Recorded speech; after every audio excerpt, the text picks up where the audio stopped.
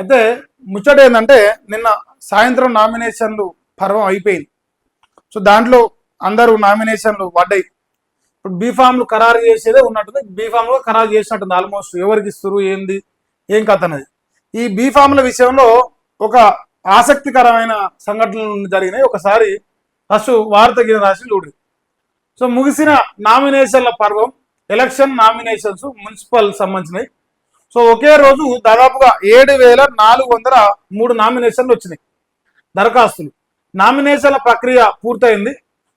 జనవరి 31 శుక్రవారం రోజు, అంటే ఈరోజు నామినేషన్లు పరిశీలించబోతున్నారు. ఫిబ్రవరి 1న రేపు తిరస్కరించిన నామినేషన్లపై అప్పీళ్లకు అవకాశం ఇస్తారు.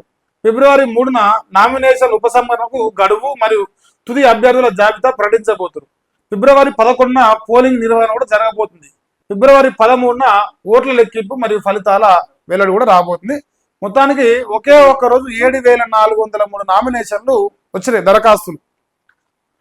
మున్సిపల్ ఎన్నికలు చాలా రసవత్తరంగా జరుగుతున్నాయి రాష్ట్ర వ్యాప్తంగా. అయితే ఇక ఎక్కడైతే డిమాండ్ ఉందో ఆడ మాత్రం దండిగా జరుగుతున్నాయి మున్సిపల్ ఎన్నికలు. ఇంకోటి, ఈ మున్సిపాలిటీ ఎన్నికల్లో ఒక చిన్న నిబంధన పెట్టిరా అధికారులు. ఏమని? ఇంటి పన్ను, ఆస్తి పన్ను, ఇంకేమన్నా పన్నులు ఉంటే నీళ్ళ బిల్లు, కరెంటు బిల్లు, అన్ని బిల్లులు. సో ఈ పెండింగ్ బకాయిలు మొత్తం ఏదైనా సరే ఆ మున్సిపాలిటీకి మీ బకాయి ఉంటే అవన్నీ కట్టాలి అని ఒక నిబంధన పెట్టింది. దానివల్ల ఒక విచిత్రమైన సంఘటన కూడా జరిగింది. నిజామాబాద్ కార్పొరేషన్లో ఒక కార్పొరేటర్గా నిలబడ్డ వ్యక్తి దాదాపు 7,42,00,000 ట్యాక్స్ కట్టినంట. 7 కోట్ల చిల్లర. ఇంకా దాదాపుగా ఓన్లీ ఆ కార్పొరేషన్కి 8 కోట్ల ఆదాయం వచ్చింది ఓన్లీ నామినేషన్ల వల్ల. అందరు కలిపి ఒక 30 లక్షలు కలిసి పనులు కడితే ఒకే ఒక వ్యక్తి దాదాపు 7,42 కోట్ల రూపాయలు కట్టిండు. అది రాష్ట్రంలో ఒక విచిత్రమైన న్యూస్ నాకు అనిపిస్తుంది. అంటే ఇన్ని రోజులకెళ్ళి ఆయన బకాయిలు కట్టలే. అది ఆస్తి పన్ను కావచ్చు, లే ఇంటి పన్ను కావచ్చు, నీళ్ళ బిల్లు కావచ్చు, ఇంకేదైనా కావచ్చు. సో ఆయన కంపెనీలు ఉన్నట్టు ఆ కంపెనీల తరఫున అంత ట్యాక్స్ కట్టాడు. మున్సిపాలిటీకి అన్ని పైసలు వచ్చినాయి ఒకటే రోజు, సింగిల్ డే. ఆయన ఫస్ట్ కోర్టుకు పోయి ట్రై చేసి అన్ని చేసి అట్లా ఎంతో మంది రాష్ట్రంలో మరి ఎవరైతే ఈ పన్నులు కట్టకుండా ఈ పనులు ఎగవేయాలని చూసారో వాళ్ళందరికైతే ఇంతలా మూట పడ్డదే. సో మున్సిపాలిటీలకి ఈ ఎన్నికల సందర్భంగా కోట్ల రూపాయలు జమ అయినాయి మన నల్లమల్ల పులి గారికి. ఇక ఎట్లయితే మన సర్పంచ్ ఎన్నికల్లో పనులు కట్టిన వాళ్ళు ఎట్లయితే కట్టిరో ఊరికి, అయ్యాల కొన్ని కోట్లు వచ్చినాయి, ఇవాళ కొన్ని కోట్లు వస్తున్నాయి. సో రేవంత్ రెడ్డికి ఫుల్ డబ్బులు వస్తావని ఈ మున్సిపాలిటీ ఎన్నికల వల్ల. ఎవడన్నా గెలవని, ఎవడన్నా సావని, కానీ మున్సిపాలిటీలో మాత్రం పైసలు ఫుల్గా వస్తాయట. సో అది నిన్న ఒక విచిత్ర సంఘటన జరిగింది. అది ఒక విషయం. అయితే ఇంకా మీకు మున్సిపాలిటీ ఎన్నికల్లో పాపం కాంగ్రెస్ పార్టీ అభ్యర్థులు పెద్ద ఎత్తున నామినేషన్లు వేసారు. ఆ నామినేషన్లు వేసినప్పుడు నిన్న మన సాయంత్రం కూడా ఒక న్యూస్ చెప్పిన నేను. సో ఆ న్యూస్ సంబంధించి ఒక చిన్న వార్త చెప్పే ప్రయత్నం చేస్తాం. తెలంగాణ రాష్ట్రంలో దాదాపుగా చాలా రోజులకెళ్ళి మనందరం చూస్తూనే ఉన్నాం ఏం జరుగుతుంది, ఏం కథ, ఏం వ్యవహారం అనేది తెలుస్తున్నది. ఈ మున్సిపాలిటీ ఎన్నికల నామినేషన్ల వల్ల చాలా చాలా విషయాలు జరిగినాయి. మేజర్గా నిన్న మనం సాయంత్రం ఒక న్యూస్ చేసినాం. కాంగ్రెస్ పార్టీ కార్యకర్తలు ఎవరైతే ఇప్పుడు పోటీకి దిగిరో ఆ పోటీ దిగిన కార్యకర్తలు కొందరికి బీఫామ్లు ఇవ్వలేదు. సో బీఫామ్లు ఇవ్వకపోవడం వల్ల మా మునుగోడులో ఒక ఇన్సిడెంట్ జరిగింది. దానిని సాయంత్రం కూడా చెప్పిన. మా మునగాడైన ఎమ్మెల్యే, మా దమ్మున్న ఎమ్మెల్యే, మా కోమరెడ్డి రాజగోపాల్ రెడ్డి గారి అనుచరులు కొంత అసహనానికి లోనయ్యారు. లేదంటే వాళ్ళ ఆవేదనను మా రాజాన్ని అర్థం చేసుకుంటున్నారని కూడా ఫీల్ అయ్యారు. దానివల్ల మరి ఒక చిన్న ఇన్సిడెంట్ జరిగింది. ఆత్మహత్యానికి ఒక మనిషి పాల్పడ్డాడు. సో ఆయన ఒక చిన్న వీడియో ఇచ్చిండు. వీళ్ళు ఎట్లాంటి వ్యక్తులకు ఇస్తారు అనేది మేము చూపించాలని ప్రయత్నం చేస్తున్నాం. కానీ మరి ఇది వస్తలేదుగా. ఎలాంటి వ్యక్తులకు వీళ్ళు మున్సిపల్ ఎన్నికల్లో టార్గెట్ చేస్తారు అంటే కార్యకర్తలకు టికెట్లు ఇస్తురా, లేదంటే పైసలు ఉన్నోనికి, లేదంటే పరపత్తున్నోనికి, ఓట్లకు పైసలు వంచగలిగేటోనికి, మందు వంచగలిగేటోనికి ఇస్తారు అనేది చూపిద్దాను. ఒక వీడియో పట్టుకొచ్చాను, రావట్లేదు కదా. ఇక్కడ ఒక ఫోటో. ఇది ఏంటంటే వైన్ షాప్లకు సంబంధించింది. వీళ్ళు ప్రచారం ఎట్లా చేస్తారు అనేది నేను చిన్న ఎవిడెన్స్ చూపిస్తుంది.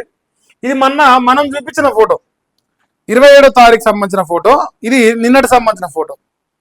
ఎఫెక్ట్ ఎట్లా చూపిస్తుందంటే, ఆహా అమ్మ మనం దొంగలం దొరికిపోతున్నాం రాబాయి, అంటే మనం వైన్ షాపులతోనే బతుకుతున్నామని గ్రహించి ఇజ్జత్ చెప్పేసి మా రాజాన్న ఏం చేస్తానంటే ఎన్నికలు ఉన్న దగ్గరనే వయసులు ఓపెన్ చేస్తాను, ఎన్నికలు లేని దగ్గర అంటే ఇప్పుడు మున్సిపాలిటీలో ఎన్నికలు ఉన్నాయి, మిగతా ప్రాంతాల్లో ఎన్నికలు లేవు. మున్సిపాలిటీలోనేమో వైన్ షాపులు తెరిపిస్తాడు 10 గంటలకు, మున్సిపాలిటీలు లేని దగ్గర ఎన్నికలు లేని దగ్గరనే ఇట్లా బంద్ పెట్టిస్తాడు. ఇది పర్మిట్ రూమ్లు, వైన్ షాపులు, ఎందుకంటే ఏతులు పడాలి కదా.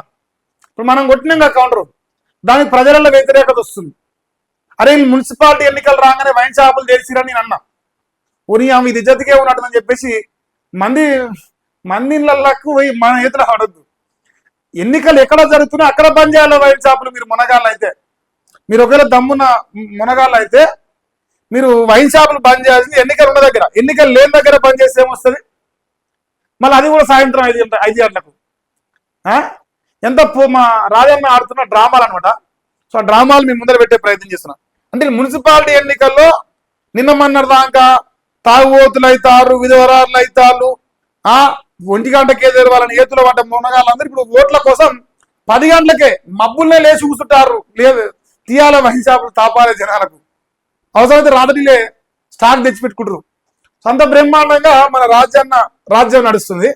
మరి మున్సిపాలిటీ ఎన్నికల్లో ఒక చిన్న ఇన్సిడెంట్ జరిగింది, చూపిద్దాం అంటే అసలు. కానీ ఒకసారి నిన్న మనం సాయంత్రం మాట్లాడుతున్నప్పుడు ఒక కార్యకర్త కాంగ్రెస్ పార్టీలో కష్టపడ్డ వాళ్ళకు, నాయకుల వెనకంగా తిరిగిన వాళ్ళకు టికెట్లు వస్తాయి, మా నాయకులు మమ్మల్ని పెద్ద చేస్తారు, మా నాయకులు మమ్మల్ని కాపాడుతారు అని ఎవరైతే మురుస్తారో, మీ నాయకులు డబ్బున్నోళ్ళకే నాయకుడు.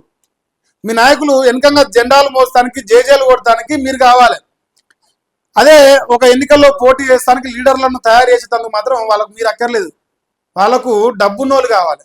సో దానికి సంబంధించిన ఒక వీడియో నిన్న భూతరాజు వేణు అని ఒక మున్సిపాలిటీలో ఒక కౌన్సిలర్గా, వార్డు కౌన్సిలర్గా పోటీ చేస్తానికి దిగిండు.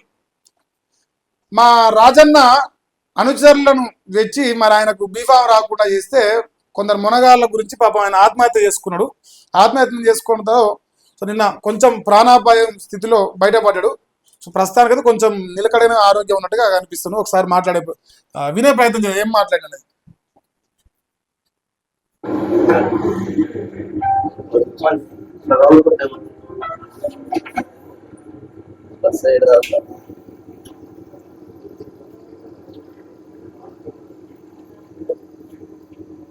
టికెట్ ఎలా ఇచ్చారు? నాకు నా ఆత్మ దొరికేది, నాకు నా ఆత్మగా దొరికేది. నేను చాలా కష్టపడ్డా. రాజు టికెట్ ఎవరో పని చేసుకుంటున్న వాళ్ళని వాళ్ళకు ఎలాంటి సంబంధం రాశారు సార్. పార్టీతో సంబంధం లేదు, కాంగ్రెస్ పార్టీతో సంబంధం లేదు, వాళ్ళ రాజగోపాల్ రెడ్డి సార్తో సంబంధం లేదు. సార్ కోసం పైసలు ఖర్చు పెట్టుకొని భారీ బయట పడకుండా పని చేస్తే నాకు కాకుండా ఎవరెవరికో సార్ను ఓడగొట్టిన కూడా టికెట్ ఇస్తారు, సార్ ఖర్చు పెట్టుకున్నాడు కూడా సార్ టికెట్ ఇస్తారు. ఏదైనా సరే సొసైటీ సంతృప్తి అర్థమైందా ఆయన ఆవేదన? సూసైడ్ అటెంప్ట్ చేసినాక కూడా స్టిల్ ఇప్పటికి కూడా ఆయనకు అదే గౌరవిస్తున్నాడు. ఇది ఒక కాడ కాదు, ఎక్కడైనా జరిగింది. రాష్ట్ర వ్యాప్తంగా మున్సిపాలిటీలో కాంగ్రెస్ పార్టీలో జరిగిన వ్యవహారం ఏంటంటే, పక్క పార్టీలకు వెళ్ళి వచ్చిన వాళ్ళకు, లేదంటే దండిగా మందిని ముంచి పైసలు సంపాదించిన వాళ్ళకు వస్తున్నాయి టికెట్లు. కష్టపడి పిల్లం పిల్లలు వదిలేసి నిద్రాహారాలు మాని తిండి తిప్పలు లేకుండా మా నాయకుడు వెనకంగా తిరిగిన వాళ్ళందరికీ మా రాజన్న గారు పంగనామాలు పెట్టారు అనేది ఒక కార్యకర్త సూసైడ్ అటెంప్ట్ చేసింది. కానీ స్టిల్ ఇప్పటికి కూడా ఏం తగ్గేది లేదు, ఏం వెనకడికి వేసేలేదు. అసలు లంగలకే టికెట్లు ఇద్దాం, అసలు లంగల్ని పెద్ద చేద్దాం. ఇది ఏడుస్తాడు, తుడుస్తాడు, 2 రోజులు బాధపడతాడు, అయిపోతుంది. ఇంటి ఉంటాడు, పోతాడు. నాకు కావాల్సిన లంగలు దొంగలే కదా. సో అన్ని విషయాలు ఎక్కడైనా జరుగుతున్నాయి. ఎక్కడైనా రాష్ట్ర వ్యాప్తంగా కాంగ్రెస్ పార్టీ నిలబెట్టిన అభ్యర్థులు ఎంతో మంది కార్యకర్తలు వాళ్ళకు నచ్చిన వాళ్ళు, మెచ్చిన వాళ్ళకు టికెట్ ఇచ్చుకుంటారు, బలిసినోనికి, మందిని ముంచినోనికి, అసవంటోళ్లకు. కానీ నికార్సుగా నిజాయితీగా పనిచేసిన కార్యకర్తలకు ఇంతలా పంగనామాలు పెడుతున్నారు. ఒక కార్యకర్త ఆవేదన నిన్న ఆయన అటెండ్ చేసిన తర్వాత హాస్పిటల్లో మాట్లాడిన వీడియో ఒకటి వచ్చిండే. సో ఇది చాలా మందికి కనువిప్పు కలగాలని చెప్పేసి ఇంతసేపు సమయం తీసుకొని మీకు చూపించే ప్రయత్నం చేసినాం. సో ఇప్పుడు ఇది మున్సిపాలిటీ ఎన్నికల నామినేషన్ల పర్వంలో చివరి ఘట్టం అయిపోయింది. ఇప్పుడు ఉన్న ఘట్టం వల్ల బీఫామ్ లో కూడా అయిపోయినట్టుంది. మీరు చేసేది ఎన్నికల ప్రచారమే. సో ఎన్నికల ప్రచారంలో ఇక తిరుగురు. ఇంకా ఎవరైతే టికెట్లు రాక ఏడ్చిరో తుడిచిరో మీరు ఓట్లు వేపిస్తాను తిరగాలి, మందు వంచుతాను తిరగాలి, పైసలు వంచుతాను తిరగాలి, మీరు దానికి తిరగాలి. దానికి తప్ప దేనికి పనికి రావద్దు. ఇక మీరు నాయకులు కావద్దు అనమాట. సో అది పరిస్థితి. సడన్ గా 100 కోట్లు కథ అంటారు కదా, పారాషూట్ లీడర్లకు వచ్చి నాయకులు కావచ్చు మీరు. అంతే తప్ప మీరు వెనకంగా తిరిగితే కష్టపడితే ఏముండదు, మనుగుడు ఉండదు. సరే, మున్సిపల్ ఎన్నికల నామినేషన్లు పూర్తిగా అయిపోయినాయి. మన కాంగ్రెస్ పార్టీ ప్రభుత్వానికి దండిగా పైసలు వచ్చినాయి ఈ నామినేషన్ల వల్ల. పన్నులు కట్టిరు బానే. ఇక మరి నల్లమల్ల పులి గారు ఇక రైజింగ్ తెలంగాణ చేస్తారు ఇప్పుడు మున్సిపాలిటీలల్లో. ఇది రేపు వస్తాడట. ఈ 2-3 రోజులు వస్తుండొచ్చు సార్, రేపో ఎల్లుండో వచ్చి తెలంగాణలో మున్సిపాలిటీలో ఊరూరికి ఏ మున్సిపాలిటీకైనా 100 కోట్లు ఇస్తాను చెప్తాడు. ఏతర మాటలు అదే చెప్తాడు కదా. ఇక ఇప్పుడు ముందల మురిచామంట పనకెరదంట. ఈ రేవంత్ రెడ్డి నేనే గెలుస్తానని రాపించుకుంటు. ప్రజలు ఏం చేసిరని ఓటేస్తారు. ఏమైనా అంటే ఆ వైన్ షాపులలో పోసే మందు, ఆ పైసలు తప్ప ఏం చెప్పి ప్రచారం చేస్తారు వీళ్ళు. సిగ్గు లేకుండా చెప్తున్నారు. ఇంకా 90% హామీలు నెరవేర్చిన మేమని ఇవన్నీ వేసుకొని తిరిగినాక కూడా ఇంకా సిగ్గు లేకుండా ఒక ఉప ముఖ్యమంత్రి చెప్తాడు, బట్టి విక్రమార్క. మేము అన్ని గ్యారెంటీలు ఇచ్చేసినాం, ప్రజలు సంతోషంగా ఉన్నారు, అంత శరం తక్కువ తయారయ్యారు. మరి ప్రజలే డిసైడ్ చేయరు. మీరు ఎన్నికల్లో ఓటు వేసేది మీరే కదా.